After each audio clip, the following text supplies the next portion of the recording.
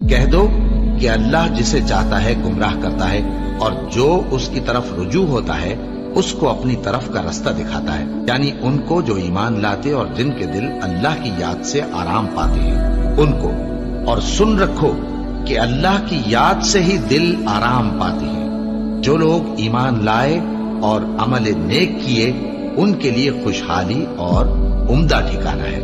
اور اگر شیطان کی طرف سے تمہارے دل میں کسی طرح کا وسوسہ پیدا ہو تو اللہ سے پناہ مانگو، بے شک وہ سننے والا ہے، سب کچھ جاننے والا ہے۔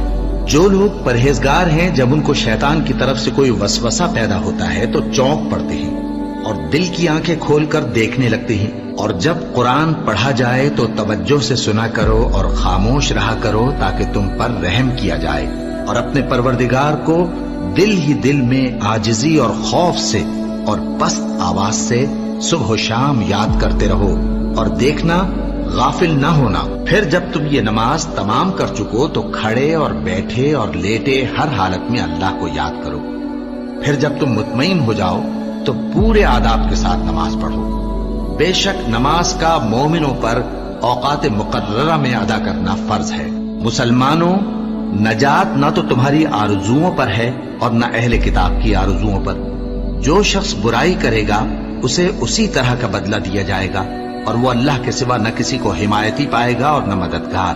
اور جو کوئی رحمان کی یاد سے آنکھیں بند کر لے یعنی تغافل کرے، ہم اس پر ایک شیطان مقرر کر دیتے ہیں تو وہ اس کا ساتھی ہو جاتا ہے، اور یہ شیطان ان کو رستے سے روکتے رہتے ہیں اور وہ سمجھتے ہیں کہ وہ سیدھے رستے پر ہیں، یہاں تک کہ جب وہ ہمارے پاس آئے گا تو اس شیطان سے کہے گا کہ اے کاش مجھ میں اور تجھ میں مشرق و مغرب کا فاصلہ ہوتا، تو برا ساتھی ہے۔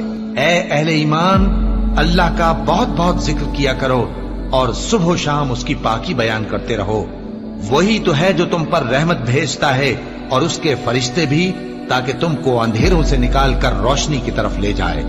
اور اللہ مومنوں پر مہربان ہے۔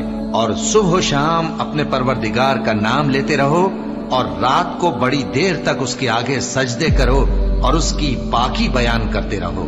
اے نبی، یہ کتاب جو تمہاری طرف وحی کی گئی ہے اس کو پڑھا کرو اور نماز کے پابند رہو۔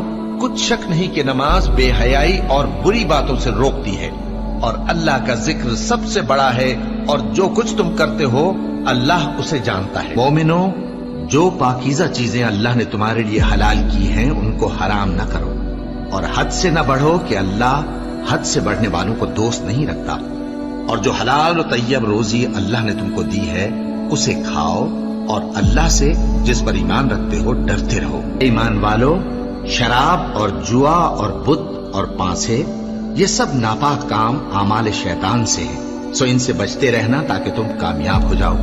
شیطان تو یہ چاہتا ہے کہ شراب اور جوئے کے سبب تمہارے آپس میں دشمنی اور رنجش ڈلوا دے اور تمہیں اللہ کی یاد سے اور نماز سے روک دے۔ تو کیا تم لوگ ان کاموں سے باز آؤ گے؟ جو شخص نیک اعمال کرے گا، مرد ہو یا عورت، اور وہ مومن بھی ہوگا، تو ہم اس کو دنیا میں پاک زندگی بسر کروائیں گے اور آخرت میں ان کے اعمال کا نہایت اچھا صلہ دیں گے۔ سو جب تم قرآن پڑھنے لگو تو شیطان مردود سے اللہ کی پناہ مانگ لیا کرو۔